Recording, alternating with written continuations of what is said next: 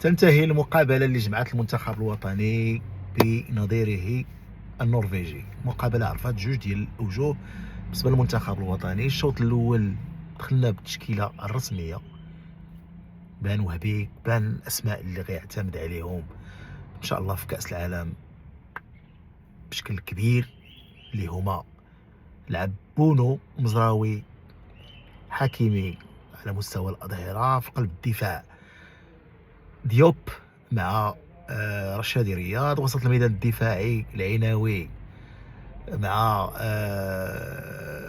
بوعدي، وناحي 10 ظهير ايسر الزلزولي، على مستوى اليمين ابراهيم دياز وسيباري كقلب هجوم. بالنسبه للمنتخب الوطني والاداء ديالو في الشوط الاول كان رائع، مطمئن جدا، وبانت بوادر ديال انه منتخب غادي يمشي بعيد. للاسف المنتخب النرويجي ما عرفش مالو، دخل معانا بحال لعب مقابله ديال الحياه او الموت بالنسبه له. تقرفصنا على اللاعبين ديالنا للاسف. كما للاسف تعطب لنا زلزولي، وتعطب كذلك مزراوي. دابا كنتنتظروا التقرير الطبي واش داكشي غيكون، واش داكشي زعما خطير ولا غير ان شاء الله نتمناو انه ما يكونش خطير، لان هاد جوج اسماء مهمين بالنسبه لنا. بالنسبه للمنتخب الوطني اسماء جد جد جد مؤثره. كما قلت الاداء كان طيب جدا، كان تفاهم على مستوى الدفاع اللي كنا كاملين المغاربه خايفين انه يكون عندنا دفاع متذبذب او لا ضعيف او لا هادي.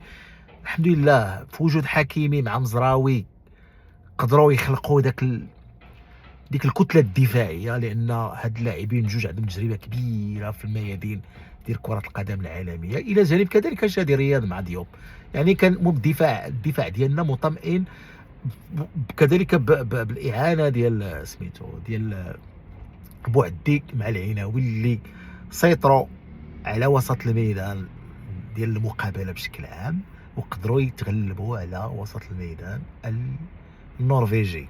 الشوط الثاني ما سي نورمال، داروا تغييرات كثيره، وكنت منتظر انه ممكن نتعادلوا وممكن نخسروا، لان النرويج ما دارش التغييرات اللي درنا حنا غيرنا كل شيء تقريبا. غيرنا الجلد ديال المنتخب، زياده على كما قلت الاصابات، التغييرات اللي جاوا ضد مجرى اللاعب بعد الاصابه ديال كما قلت الزلزولي دخل بلاصتو رحيمي، ومزراوي اللي دخل بلاصتو بالعمري. نتمنى انه في المقابله الجايه يركز شويه ويثبت، لانه بان شويه الوليد سي نورمال دخل في واحد ما كانش منتظر غيدخل، ودخل في واحد المقابله المستوى والريتم عالي. انا ما كنقولش انه ضعيف، بالعكس خصو غير يتادابطا. ملي كيكون لاعب مثلا كيلعب في واحد المستوى ولا هادي، ملي كتدخلو مثلا مع لاعبين ولا كتفرض عليه واحد الريتم معين في واحد الوقت معين وما كانش معول عليه، راه كيدخل الدري سميتو. مي الحمد لله بالعمري مع مرور الدقائق بدا تيكسب ديك الثقه. لاعب تيلعب في تكون مزيان في نادي الرجاء البيضاوي، وكيلعب دابا في نادي كبير اللي هو نادي الاهلي، وما ادراك ما نادي الاهلي في لافريك. المهم على العموم كاين اطمئنان. حنا المغاربه كنا مخلوعين على سميتو، خصوصا اللي كان خالعني هو التشكيله الرسميه اللي غيلعب بها وهبي، لان المقابلات اللي قبل كان تيخلط شويه الاسماء وهذه. كنا تنقولوا يا ربي السلامه، عندك غيبقى بحال هكا حتى لاخر لحظه وما يلقاش توليفه والاسماء اللي ممكن. ولكن في هذه المقابله بانوا الاسماء ان شاء الله اللي غيعتمد عليهم. ونتمنى كما قلت، نتمنى ان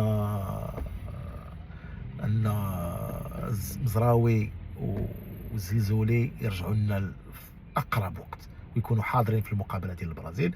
عجبتني واحد النقطه اخرى، هو التفاهم اللي عرفوا الهجوم ديال المنتخب الوطني. ابراهيم دياز مع زلزولي، حكيمي مع الزلزولي الصابيري، مع سميتو مع الزلزولي، ومع السيباري بلوتو، السيباري مع الزلزولي مع ابراهيم دياز ومع حكيمي. المهم كاينه واحد الكومبينيزون، العناوي مع بوعدي، كاينه الكره ان شاء الله.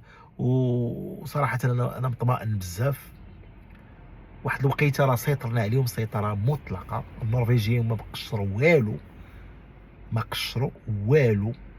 ومنتخب عتيد وقوي المنتخب النرويجي، ونتمناو يا ربي نكونوا حاضرين في المقابله المهمه اللي هي البرازيل، اللي غتكون مفتاح ديال ان شاء الله كاس العالم.